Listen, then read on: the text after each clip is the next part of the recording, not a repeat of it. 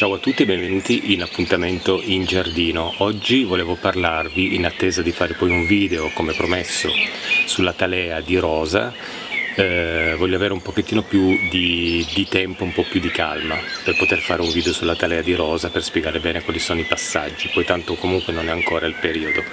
Nell'attesa di questo video ho pensato di fare ancora un video dedicato ad una delle piante carnivore più belle in coltivazione, proprio per le dimensioni che possono essere anche abbastanza notevoli. Sto parlando delle sarracenie.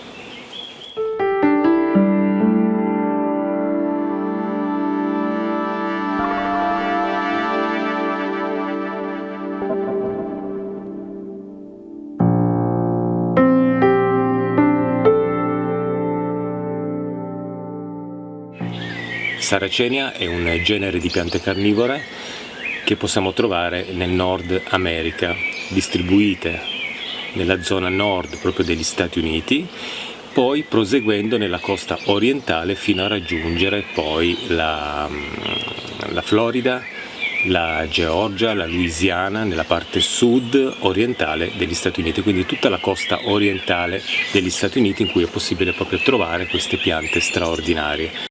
Dal sud degli Stati Uniti, dove ci sono tante specie di sarracenia, andando verso il nord degli Stati Uniti possiamo trovare più comunemente la sarracenia purpurea, che è proprio distribuita lungo la fascia proprio orientale che va verso il nord degli Stati Uniti, arrivando a colonizzare aree che in inverno possono veramente subire delle gelate abbastanza potenti, e quindi è come sarracenia, la sarracenia purpurea è quella più resistente proprio al freddo intenso invernale.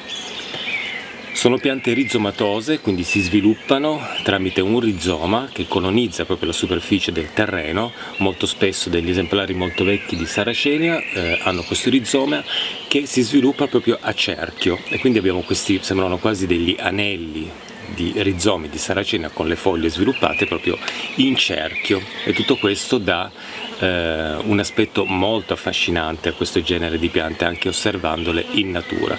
Però anche in coltivazione le sarracenie sono delle piante che riescono a colpirci e affascinarci proprio perché sono meravigliose, soprattutto anche per la relativa facilità di coltivazione se rispettiamo alcuni passaggi.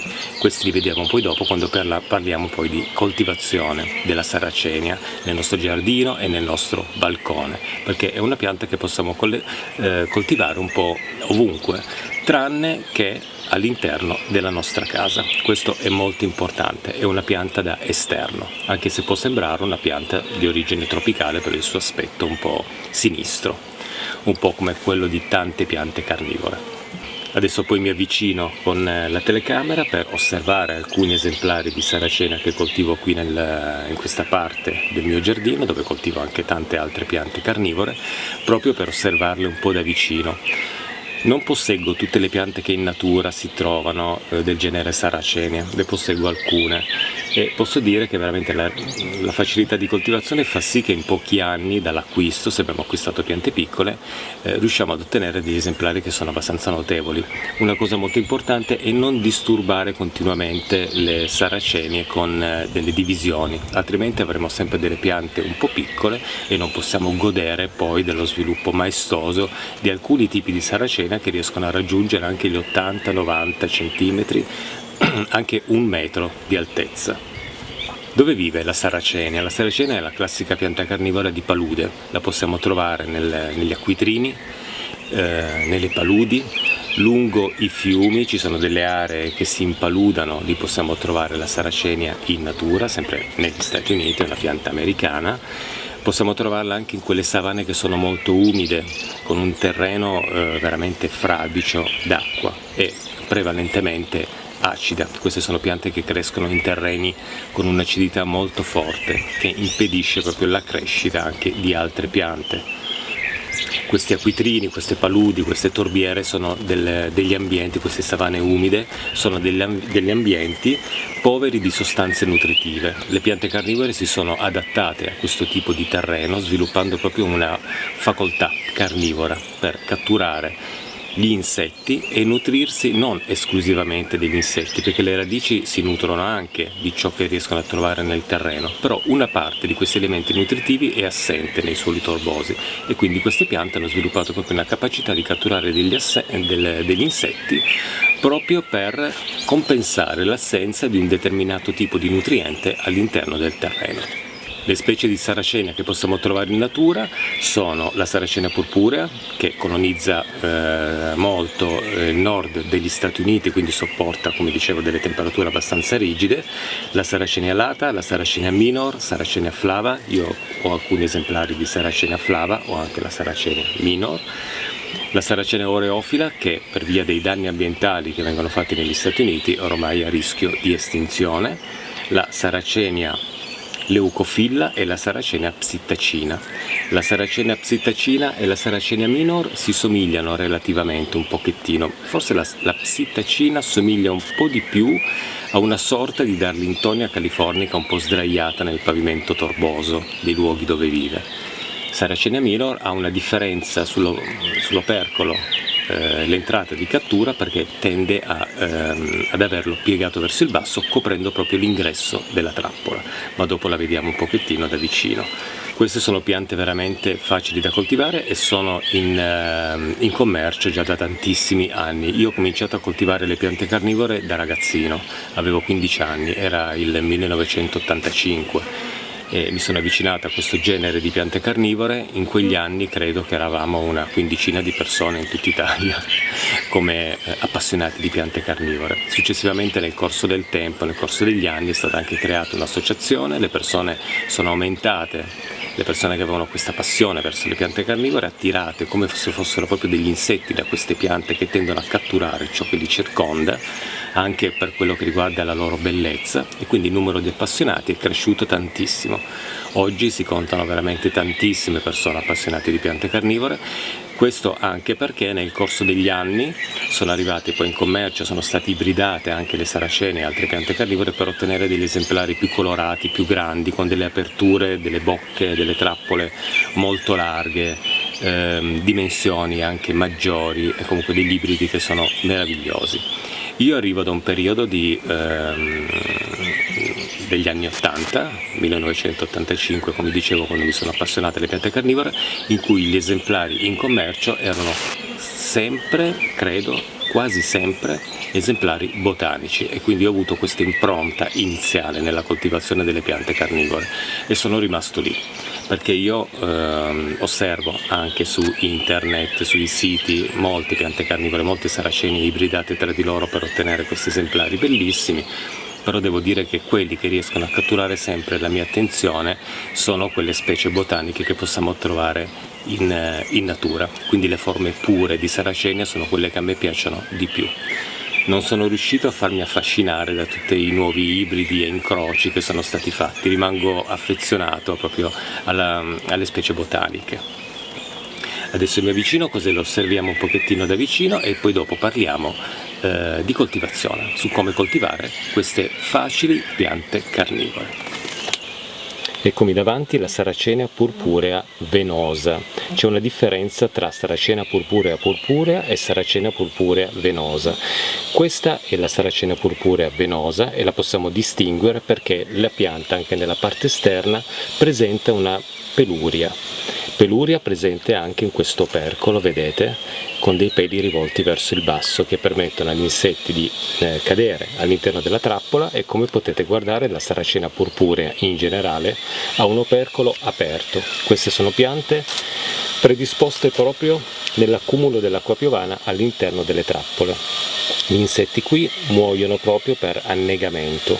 La pianta nelle piogge, quando ci sono delle piogge intense o comunque quando piove, si riempie di acqua piovana all'interno e questo permette agli insetti di annegare all'interno della trappola. Adesso vi faccio vedere, questa è una saracenia purpurea venosa e un po' meno resistente al freddo, ma sopporta comunque temperature comunque un pochettino rigide, ma un po' meno resistenti rispetto invece alla purpurea. Adesso vi faccio vedere l'altro tipo di saracenia purpurea. È presente delle foglie prive di peli, non sono pelose all'esterno ma sono lisce. Gli unici peli li possiamo trovare proprio nell'opercolo. Questi, come l'altra saracenia purpurea, predisposti proprio a far cadere all'interno per scivolamento gli insetti. Anche lei in natura si riempie di acqua piovana, crea veramente dei cespi che sono molto grossi, ed è la saracenia purpurea che arriva più a nord negli Stati Uniti, e quindi questo fa sì che sia una pianta che sopporta temperature molto rigide. Questa è forse la saracenia più resistente al gelo invernale. Saracenia minor invece l'opercolo c'era completamente rivolto verso il basso, modificato, chiude proprio l'ingresso della trappola, quindi gli insetti entrano qua dentro e finiscono poi per sfinimento all'interno della sua trappola. Questo perché? Come potete vedere, Saracenia minor presenta queste fenestrature, questi sembrano dei puntini bianchi, ma in realtà guardando dall'interno con la luce del sole dietro sembrano proprio delle finestre, dando l'illusione all'insetto che è entrato all'interno di trovare poi una via d'uscita. L'insetto andrà sempre a sbattere contro la parte superiore della trappola dall'interno e per sfinimento poi finirà intrappolato al fondo, perché scenderà poi giù per caduta e verrà intrappolato dalla pianta e la pianta lo assimilerà. Saracenia flava, vedete che ha questo opercolo, ne approfitto proprio per parlarvi un po' come sono strutturate le trappole delle saracenie, perché abbiamo un opercolo, che è questa parte superiore della trappola, che permette alla trappola di non essere riempita d'acqua, cosa che manca proprio in Saracenia purpurea, che ce l'ha modificato per accumulare acqua piovana. In questo caso l'opercolo fa sì che le trappole non si riempiano di pioggia. Durante i forti acquazzoni può capitare che entra dell'acqua e sovente poi le saracenie tendono poi a sdraiare le trappole che sono appesantite poi dall'acqua, quindi possiamo inserire un bastoncino per poterle tenere un po' legate, anche il vento tende a piegarle un pochettino in modo che rimane tutta molto verticale. Quindi opercolo che presenta sempre una parte un po' pelosina, comunque un po' vellutata, questo fa sì che gli insetti scivolano all'interno, anche perché qui abbiamo il peristoma che è molto ma molto liscio. La parte inferiore dell'opercolo molto spesso presenta delle goccioline, che è proprio il modo che ha anche la pianta di attirare l'insetto, cercando di illuderlo su quello che riguarda le sostanze nutritive da poter trovare, quindi qualcosa da mangiare. L'insetto, andando in questa zona che può essere anche leggermente profumata, tende poi a scivolare all'interno della trappola, a rimanere incastrato nel fondo e poi viene digerito.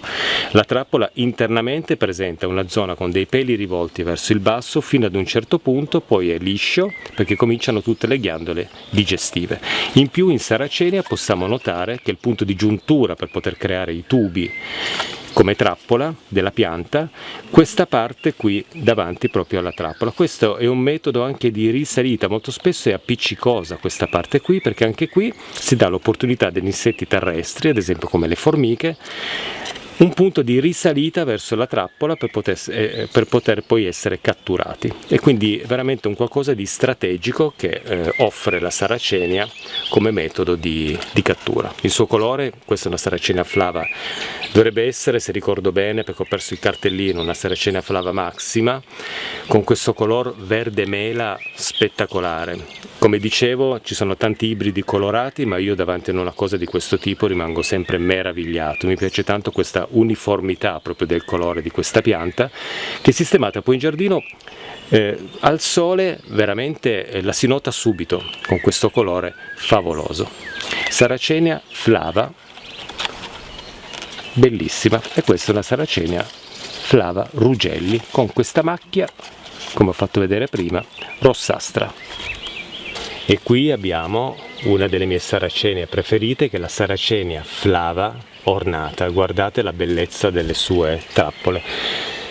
Esteticamente non troppo eccessive con la colorazione, ci sono delle saracene che riescono a diventare anche tutte con i tubi rossi, che sono bellissime.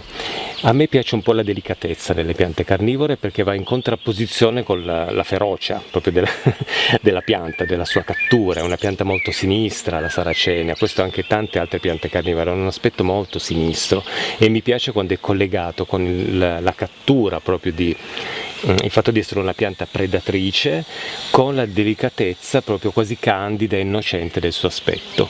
Saracenia ornata presenta delle trappole che hanno questa colorazione poi sul retro dell'opercolo rossastro bronzato, sfumato di verde, qualcosa di meraviglioso. Guardate qui che colori, che sfumature. E in più Sarracenia flava ornata mi piace perché ha questo slancio verso l'alto che può arrivare anche a 80-90 cm, comunque una pianta molto alta che si fa notare veramente tanto. E quello che ho notato anche durante le mie divisioni nel corso degli anni è che dividendola riesce poi velocemente a recuperare un po' la salute dopo la divisione, producendo proprio delle trappole che sono sempre abbastanza alte. Quella che avevo non divisa da 6 anni, 7 anni, 8 anni, adesso non ricordo bene, era veramente un mare di foglie altissime, un qualcosa che la guardavo sempre, ogni anno desideravo l'arrivo della primavera per osservare proprio la crescita di questi tubi altissimi in questa pianta favolosa.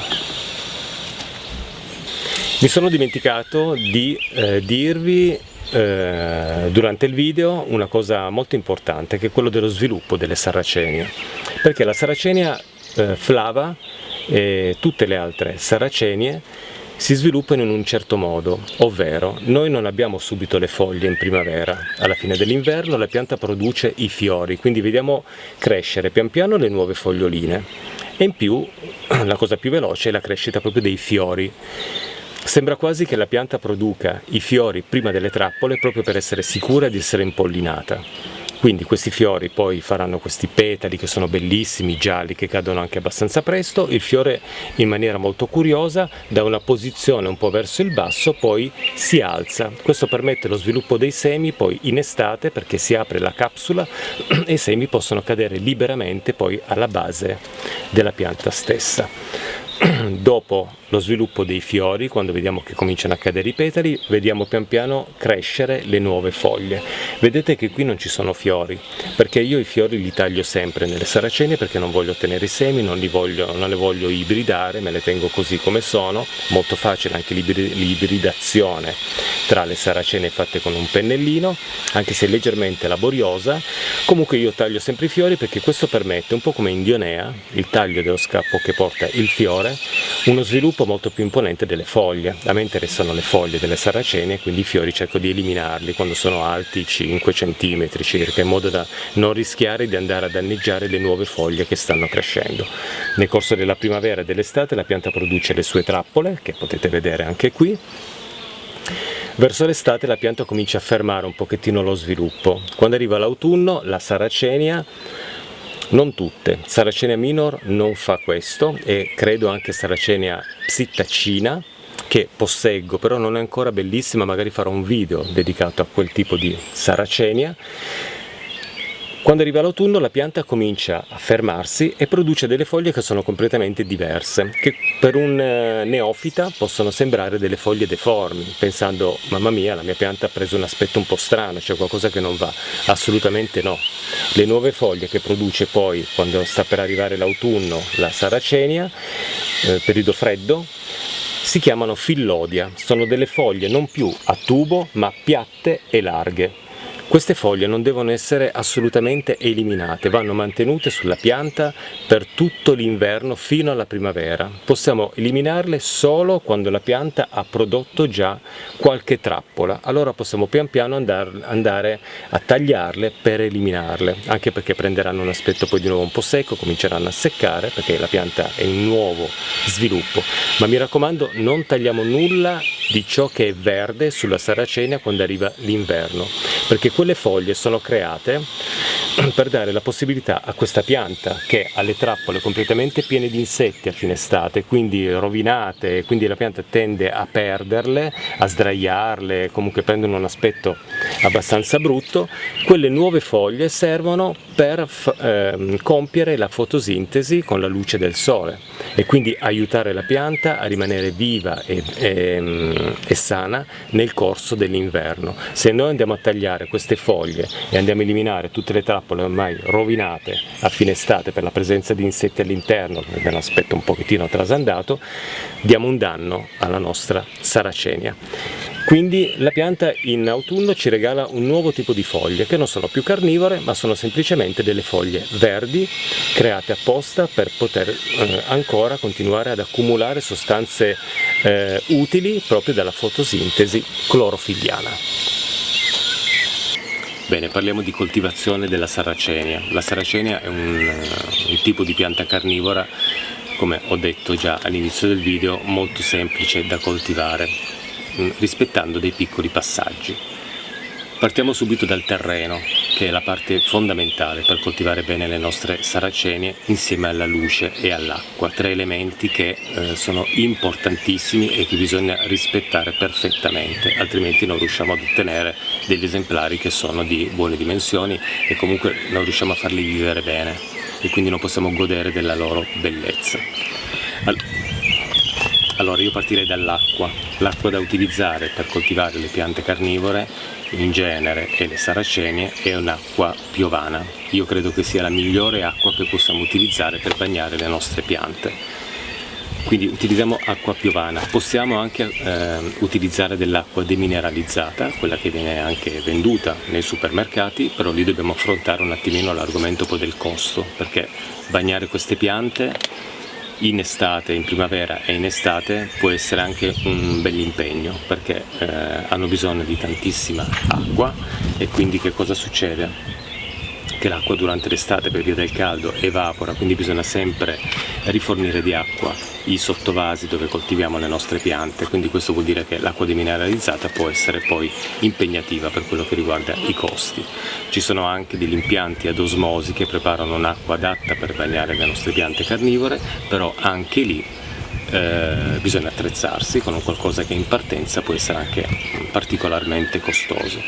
Io ho una cisterna, praticamente dietro alla telecamera c'è questo grosso vascone nero collegato con delle tubature sul tetto della casa e quindi io tendo a raccogliermi l'acqua piovana di volta in volta e conservarla magari ogni tanto anche in qualche tinozza, soprattutto quando arriva l'estate, in qualche fustino, non tinozza. Conservata in questo modo io ho sempre dell'acqua piovana disponibile per poterle bagnare e quindi acqua, il discorso dell'acqua è importantissimo. Il terreno per le nostre saracenie è un terreno torboso, quindi possiamo utilizzare la torba, anche pura, senza perlite, senza aggiunta di altri materiali all'interno. Una torba pura inserita nel vaso dove coltiviamo la nostra saracenia dà la possibilità a questa pianta di crescere veramente bene. Però attenzione, cerchiamo sempre di una torba in vendita che sia una torba di qualità, quindi con un pH particolarmente acido, e cerchiamo di non utilizzare mai questi terricci per acidofile. Questi sono terricci creati per coltivare gardenia, camellia, tutte queste piante che richiedono un substrato acido, ma questi terricci già preparati contengono delle sostanze nutritive, quindi queste vanno a danneggiare le nostre piante carnivore. Quindi la torba di buona qualità, sempre e solo torba, e il terriccio adatto per poterle coltivare.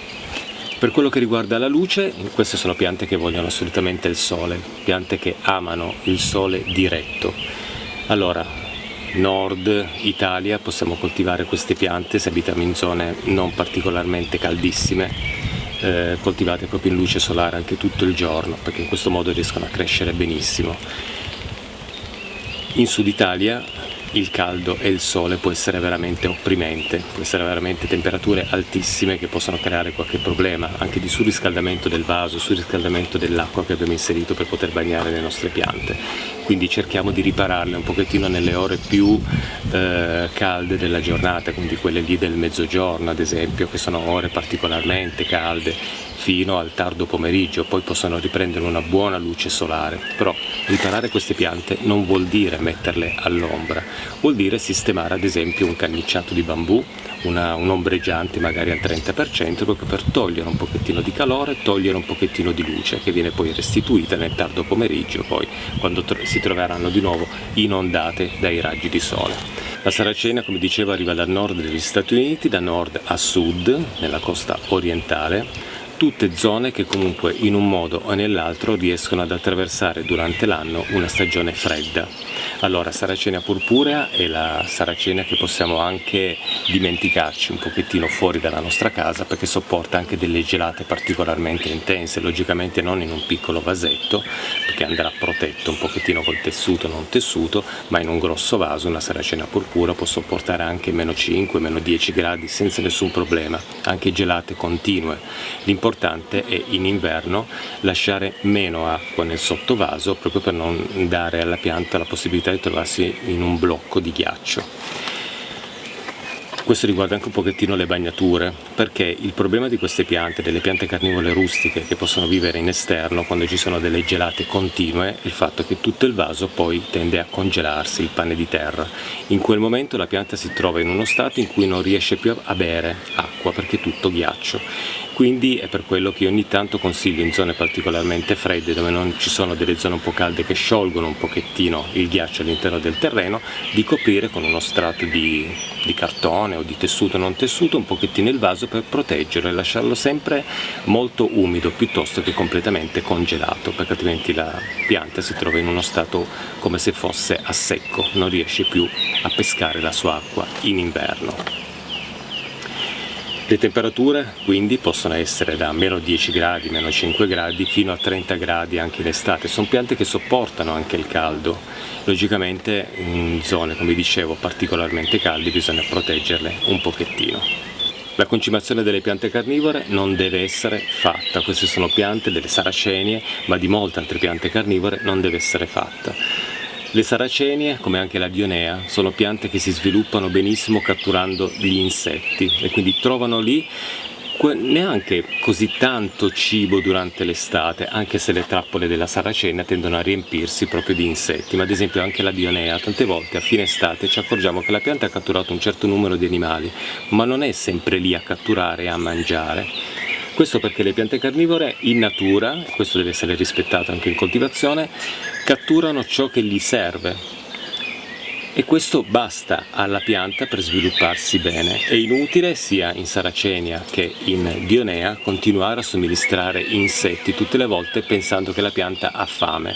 Sono piante che catturano loro gli insetti senza nessuna difficoltà, attirandoli con lo sviluppo completo della trappola, in caso di saracenia anche delle goccioline sotto l'opercolo che attirano un pochettino con questo probabilmente un sapore, un odore dolciastro gli insetti finiscono all'interno della trappola cadendo in fondo a questi tubi che crea la saracenia e poi vengono digeriti.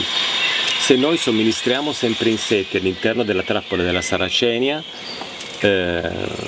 cercando di dare più nutrimento possibile, possiamo fare un danno alla trappola, perché quando le trappole si trovano completamente riempite di insetti tendono ad annerire e danno poi anche un aspetto molto vissuto alla pianta, molto rovinato anche, e non diamo il tempo alla pianta di produrre magari nuove trappole che sostituiscono di volta in volta quelle che si sono riempite di insetti che hanno svolto il loro compito. Questo lo possiamo notare anche in Dionea muscipula, una pianta che io ho trovato anche a casa di persone che conosco, con tutte le trappole chiuse, perché se non cattura insetti magari col dito vado a chiudere la trappola. Questo uccide la Dionea muscipula, è un qualcosa che uccide quella pianta. In saracenia la continua somministrazione di insetti all'interno delle sue foglie crea proprio anche un danno estetico. Come dicevo, bisogna dare a questa pianta la possibilità di creare delle nuove foglie che andranno a catturare dei nuovi insetti. Lasciamo fare alla natura, lasciamo fare a queste piante il loro compito di catturare gli insetti di cui hanno bisogno. Quando noi andiamo a bagnarle ogni giorno, le osserviamo, se le amiamo, non le abbiamo semplicemente comprate per avere la pianta carnivora, ma la seguiamo proprio nel suo processo di crescita e di sviluppo durante l'anno, sicuramente capiterà di osservare qualche insetto che appoggiato magari finisce all'interno.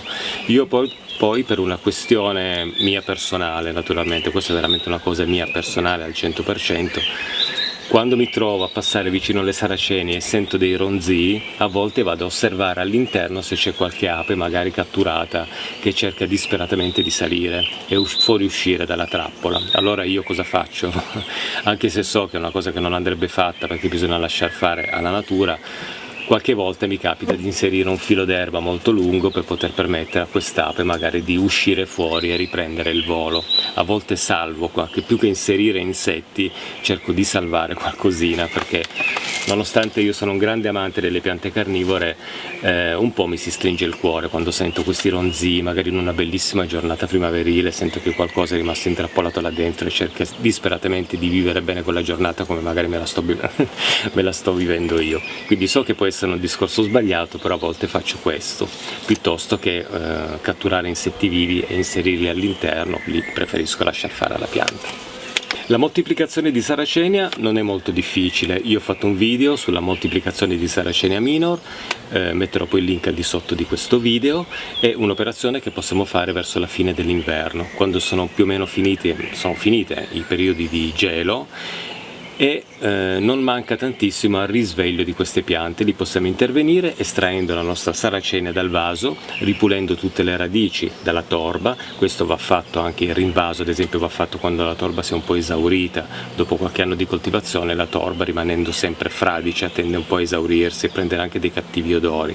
Quello è il momento, anche le piante magari colonizzano tutto il vaso, è il momento di rinvasarle in un vaso nuovo, pulendo bene le radici e inserendole in torba nuova. Possiamo, come dicevo, approfittarne per moltiplicarla, quindi andiamo a dividere i rizomi. Ogni rizome deve avere almeno una porzione di crescita, se non due, e le inseriamo di volta in volta nei vasetti, e in questo modo possiamo ottenere delle piante, un numero di piante maggiore, magari da regalare anche a degli amici. Dalla moltiplicazione la Sarracenia può svilupparsi e diventare poi un esemplare adulto, ma lì ci vorranno 1 o 2 anni, perché la pianta deve poi riprendersi anche un po' dal trauma di essere stata divisa. Io avevo un esemplare che potete vedere qui di Sarracenia ornata, che è rimasta nel vaso praticamente penso un 6 anni, un 7 anni. Aveva colonizzato ormai tutto. Io aggiungevo un po' di torba dall'alto per non rinvasarla, perché avevo il terrore di rovinare la pianta. A un certo punto i suoi rizomi hanno colonizzato talmente tanto il vaso che ho dovuto estrarla, perché tendeva a non crescere più bene. Quindi quello è un qualcosa che ci fa capire che la pianta va rinvasata, non cresce più in maniera ottima. E quindi ho fatto un rivaso, l'ho divisa, adesso è il secondo anno di coltivazione dopo la divisione e sta di nuovo riproponendo i suoi ascidi sempre più alti. La pianta originaria aveva degli ascidi alti 1 metro, era altissima, era veramente una pianta meravigliosa, però ho dovuto rinvasarla e moltiplicarla. Quindi moltiplicazione anche abbastanza facile, facciamolo sempre con delle cesoie magari che sono state un po' disinfettate, per non portare comunque dei patogeni nelle ferite dei rizomi.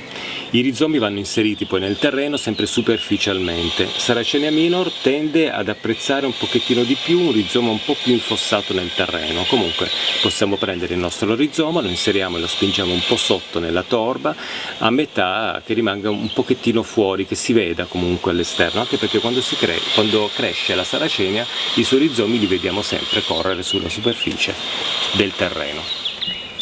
Questo è un angolino dove coltivo anche delle saracenie, c'è la dionea, ci sono delle drosere, c'è una piccola dionea di un tipo ancora un po' diverso e ci sono un po' le foglie deformi della mia saracenia leucofila, che pian piano sta recuperando un pochettino il suo aspetto. Comunque aspettiamo, vediamo che cosa riesce a produrre. Coltivo piante carnivore dal 1985-86, veramente tantissimi anni. Ho tantissime piante qui in giardino, ho un giardino che abbiamo visto nel canale che è sempre curato con molto amore. Penso che non riuscirei mai ad avere anche un semplice balcone con delle piante senza almeno una pianta carnivora, che può essere una dionea, ma possibilmente magari una dionea, perché mi collega, ho questo collegamento con la mia adolescenza. Le piante carnivore sono le piante che attualmente, nei miei 56 anni di età, mi collegano con quel Giuseppe che aveva 15 anni quando ha cominciato a coltivare le piante carnivore, e quindi per me è un collegamento fondamentale. Io quando vengo in giardino e osservo le mie piante carnivore, ritorno un po' ad osservarle come le osservava quel Giuseppe che si era avvicinato per la prima volta in questo mondo meraviglioso di piante che possono sembrare un po' crudeli, ma in fondo sono piante che svolgono la loro funzione naturale. Forse anche un po' di controllo degli insetti, di numero degli insetti. Piante straordinarie che io coltivo col cuore, perché veramente il mio cuore batte sempre quando vedo una pianta carnivora e automaticamente torno in quegli anni lì quando ero proprio un ragazzino. Io con questo vi saluto e ci vediamo ad un prossimo appuntamento in giardino. Ciao a tutti e grazie. Ciao ciao.